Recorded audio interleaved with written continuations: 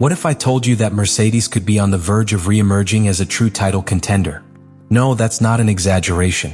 What the Brackley team has in store for the Bahrain GP could mark a turning point for this 2025 season.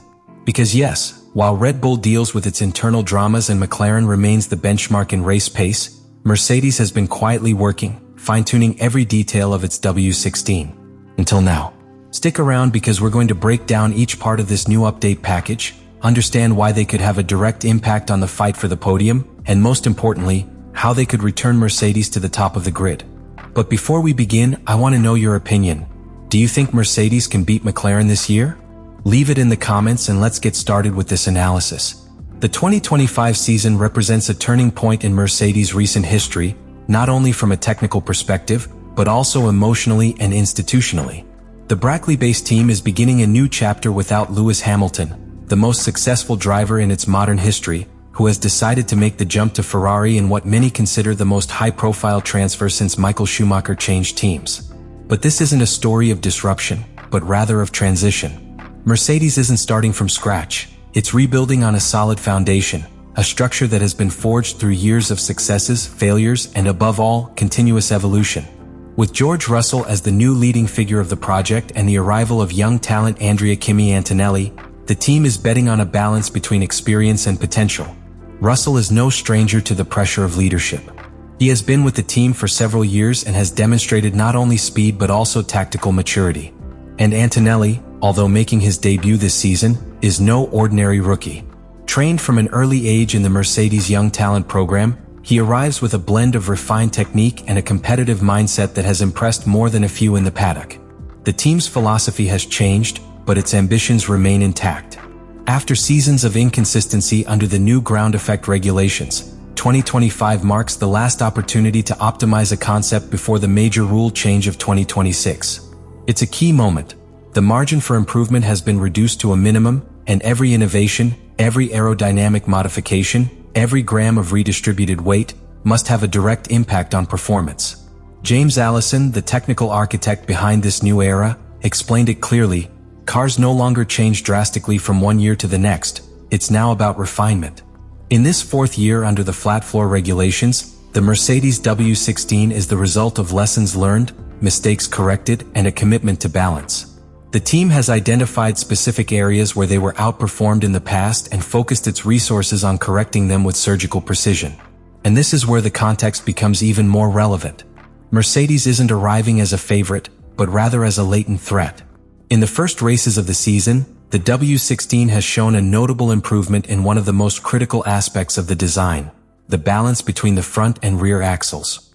This was one of the car's major weaknesses in previous versions, especially when attacking medium-speed corners, where drivers struggled to maintain traction without compromising stability. This progress is no small feat. It's an indication that the team has managed to translate theory to the track, something that doesn't always happen in Formula One. In a championship where the difference between winning and missing out on the podium can be just a few tenths per lap, finding consistency in the car's response can make all the difference. And while McLaren and Red Bull remain in the lead, Mercedes is beginning to close the gap. The most interesting thing about this new scenario is that, for the first time in years, Mercedes seems to be operating without the pressure of favoritism. They no longer carry the burden of being the champions to beat. That label has passed to others. And that allows them to work with greater freedom, test risky solutions, and focus on development without the distractions of the constant media spotlight. Quietly but determinedly, Mercedes is charting its path back to the elite. And this process isn't just about a new car or a revamped lineup. It's a complete transformation in the way we understand racing. A redefinition of what it means to win, not just with speed, but with intelligence, adaptation, and long-term vision. Because in modern Formula One, the real difference isn't made by who runs the fastest, but by who evolves the fastest. Now that the curtain has fallen on the Hamilton era at Brackley, the question isn't whether Mercedes can win again, but when. And from everything we've seen so far, that answer could be much closer than many imagine.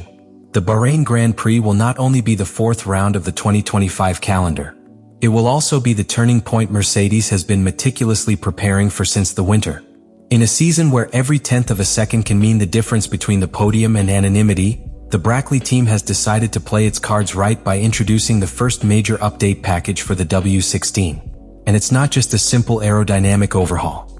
It's a structural transformation of the car's basic concept, designed to narrow the gap with McLaren and Red Bull, the two dominant early-season drivers. First, attention is focused on the car's floor edge, a critical area for ground effect cars. Mercedes has completely redesigned this area to allow the car to operate at a lower height relative to the road surface. This, at first, may seem like a risk. The lower the car, the greater the likelihood of hitting the ground or experiencing bouncing. But if executed correctly, the benefits are enormous. A car closer to the ground maximizes the Venturi effect, which translates into a substantial increase in downforce. This effect allows the car to maintain greater cornering speed without compromising balance, something that has been a clear advantage for McLaren in the early rounds of the championship. The key to this update lies in the precise control of ride height, an area Mercedes has worked intensively on since the end of last season. The new floor design seeks to exploit the full potential of ground effect without repeating past mistakes, such as the porpoise that plagued them so much in 2022 and part of 2023. The goal is clear: to increase peak downforce without compromising the car's consistency lap after lap, especially on abrasive circuits like Sakir.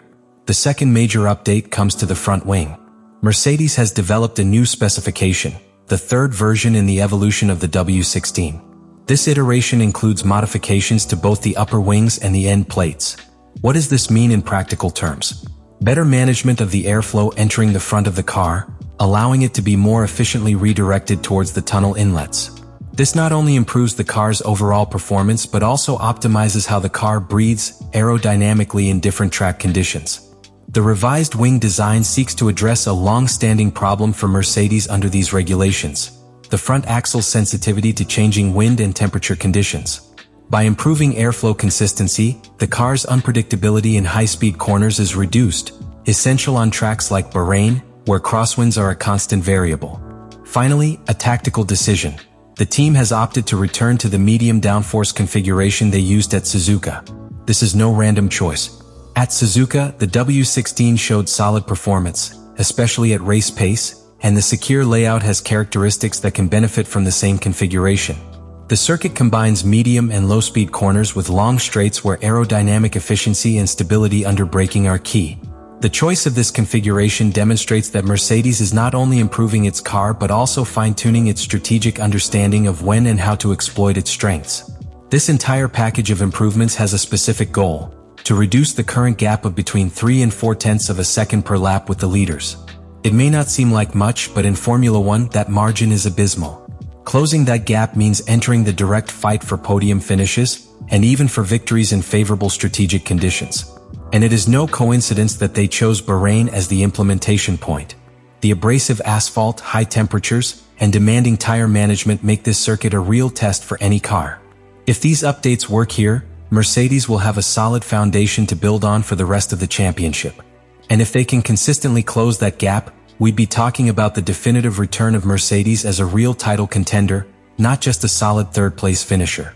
What's at stake in Bahrain isn't just a single weekend's performance, but the validation of an entire technical concept, and perhaps the start of a strategic comeback that could shake up the grid hierarchy in 2025. What Mercedes is rolling out in Bahrain isn't simply a technical update. It's a statement of intent. It's the first visible step in a development plan that aims for something bigger than a one-off good performance. And if these improvements live up to expectations, we could be witnessing the rebirth of a team that, while never completely gone, had long been out of the spotlight of the championship fight. The impact of these modifications won't be measured solely by the result in Sakir. Of course, a good qualifying and a solid race performance would be immediate signs of progress, but what matters most is how these improvements translate into trends. In modern Formula One, development is a parallel race to the one that takes place on the track every Sunday. And in that sense, Mercedes seems to have finally found a coherent, structured line of evolution aligned with its work philosophy: precision, consistency, and adaptability. It's important to consider that this season has more than 20 Grands Prix. This means there's still time to react, but also that technical decisions must be perfectly calculated. A successful update package not only directly improves performance, but also frees up room for future developments, allowing it to identify which conceptual directions work and which should be discarded. If this first package reduces the gap with Red Bull and McLaren to 0.2 or less, Mercedes will be able to plan the next steps with greater clarity and confidence. And there's another key aspect that can't be underestimated: team morale. When a group of engineers, mechanics, and strategists see that the work they've done for weeks or even months is translating into on-track performance, the psychological effect is immediate. Motivation is renewed, internal confidence is reinforced, and future decision-making is accelerated. A competitive car not only scores points, it also gains time. Time to develop, to experiment, to correct without having to put out fires every weekend. Furthermore, Mercedes' performance has direct implications for the dynamics of the season. If they become a real threat to McLaren and Red Bull, they will force both to rethink their development strategies. It's the classic domino effect. One team improves, the rest are forced to respond. And that raises the overall competitive level of the championship, which always ends up benefiting the show. From the driver's perspective, this new context also changes the game. George Russell now has a more stable platform on which to build his candidacy as Mercedes' leader. In an environment where consistency and adaptation are key, having a more predictable and competitive car allows him to better exploit his strengths: race intelligence, skill in qualifying, and the ability to read his rival's pace. And in the case of Andrea Kimi Antonelli, a balanced car gives him the opportunity to grow without being exposed to errors forced by an unstable car. Their development as a Formula One driver depends largely on how solid the environment around them is, and that includes the car. Now, not everything is certain. The true impact of these improvements will only be known once they've faced real-world race conditions, rival strategies, and the unpredictable factors that every Grand Prix always brings. But the simple fact that Mercedes is in this position to be able to aim higher, to make up ground, to put pressure on the leaders already changes the narrative of their season. In a championship that until now seemed to have its main protagonists defined, Mercedes enters the scene not as the dominant team of yesteryear, but as the silent contender that has done its homework, learned from its mistakes, and is now once again raising its head with its eyes fixed on the top. Because if there's one thing recent history has taught us, it's never to underestimate Mercedes. And if this Bahrain package is just the beginning, then the 2025 season just got a lot more interesting for everyone. Today we explored not only a series of technical updates, but also a key moment in the narrative of one of the most important teams of the modern era of Formula One. Mercedes arrives in Bahrain with more than just new parts. It arrives with a clear idea, a defined strategy, and a renewed purpose. And that, in this sport, often makes the difference between competing and simply participating. We've seen how the evolution of the W16 doesn't remain on paper, how each change from the new floor lip to the third iteration of the front wing responds to a specific need that the team has identified with a technical clarity that only comes after years of competitive learning. But beyond the aerodynamic design and simulation figures, what's truly revealing is the shift in mindset. Mercedes no longer competes from the top as it did in its golden era. It now does so from a position of aspiration, of recovery, of challenge. And that turns every step it takes into a story worth telling. This race in Bahrain will serve as a true test of the potential of the updated package. But it will also be a barometer of the team's morale and technical state. A solid result won't guarantee immediate victories, but it will cement the credibility of its approach. It will show that they're on the right path, that the decisions made over the winter were the right ones, and that this new cycle with George Russell at the helm and Andrea Kimi Antonelli taking his first steps has a foundation strong enough to sustain a championship project. Now, the question remains for everyone following this exciting season. Is this the year Mercedes returns to the real fight for the title? Can these updates break McLaren's hegemony and curb Red Bull's strategic dominance? Or will they remain on the brink, a latent but insufficient threat? Leave your opinion in the comments. Are you convinced by the W16's improvements? Do you think Russell has what it takes to lead this new era? Is Antonelli the right choice for the future? Your views are also part of this analysis. And if you enjoyed this in-depth look at Mercedes' 2025 rebirth, be sure to subscribe and turn on notifications. Because very soon we'll be exploring another story that's shaking up the grid.